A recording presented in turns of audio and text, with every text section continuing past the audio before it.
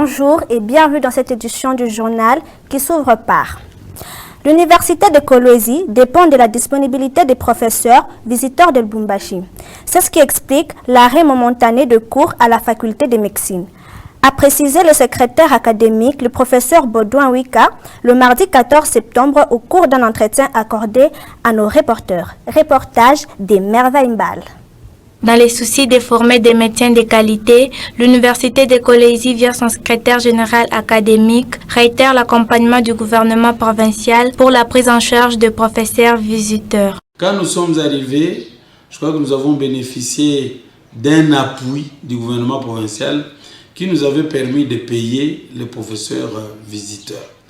Alors, comme l'université va jusqu'autour de 100 et plus professeurs visiteurs, en termes de cagnottes, il faut payer leurs heures prestées.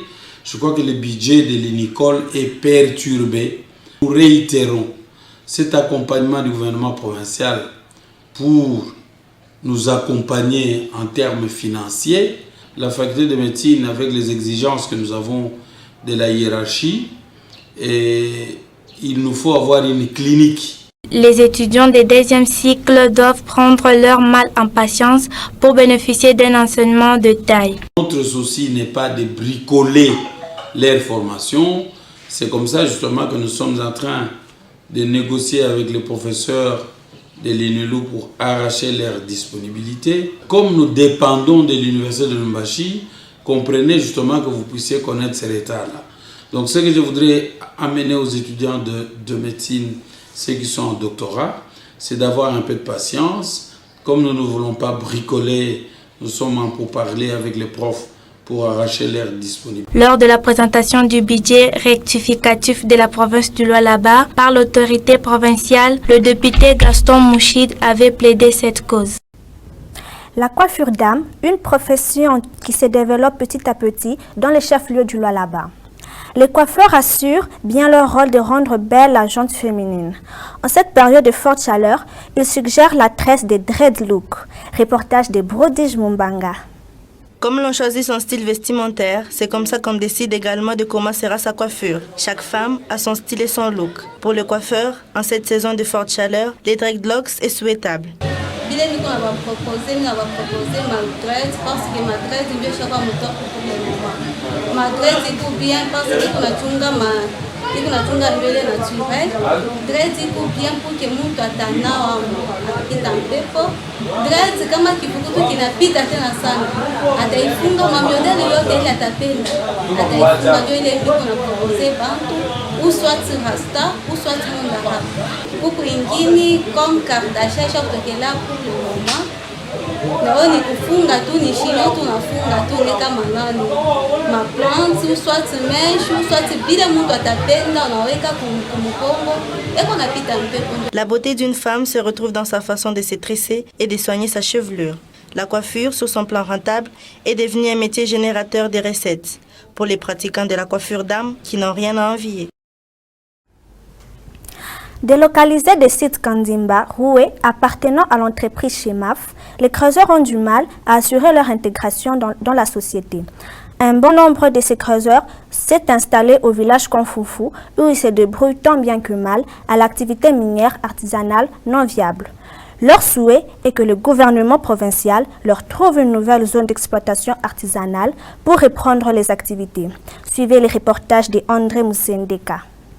C'est dans cette crevasse de plus ou moins 4 mètres que ces hommes, femmes et enfants trouvent leur pain quotidien. Ces creuseurs artisanaux effectuent leur prospection sans tenir compte de la dangerosité qui les guette. Chassés de la concession Chemaf, la plupart d'entre eux ont trouvé refuge au village Kamfonfou. Même sur ces terres, la vie n'est pas du tout rose. Juste pour arracher 1 kilogramme de matières premières, il faut être armé d'un cœur de fer, d'un courage fin.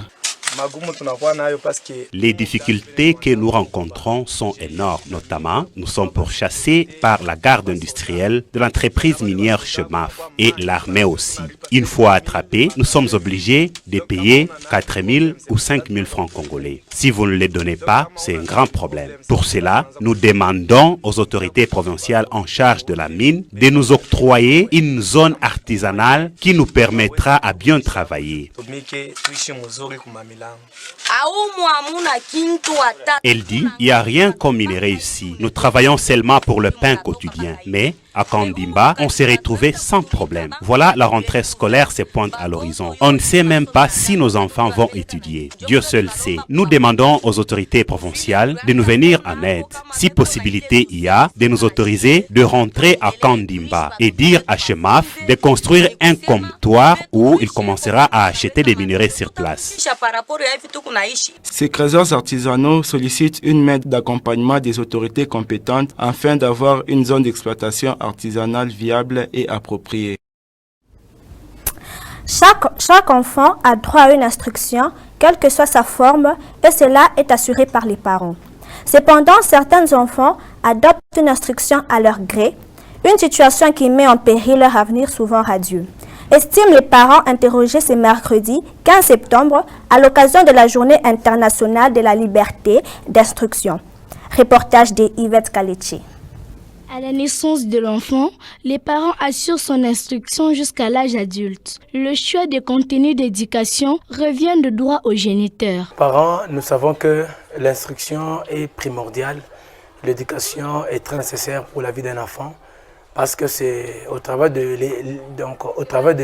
l'éducation que nous allons déterminer le futur d'un enfant. Cependant, certains enfants dans leur processus d'intégration sociétale fuient l'ombre de l'instruction parentale. Généralement, ils empruntent les mauvais chemins et cela n'est pas sans conséquences. Il y a les conséquences positives, il y a aussi les conséquences négatives. Tous les enfants qui refusent l'instruction de leurs parents, directement, ils sont en train de noircir leur destinée. L'instruction d'un enfant ne se fait pas en un jour. Il faut du temps pour tailler l'enfant selon les modèles de parents. Ainsi se termine cette édition. Mesdames et messieurs, merci de nous avoir suivis et à la prochaine.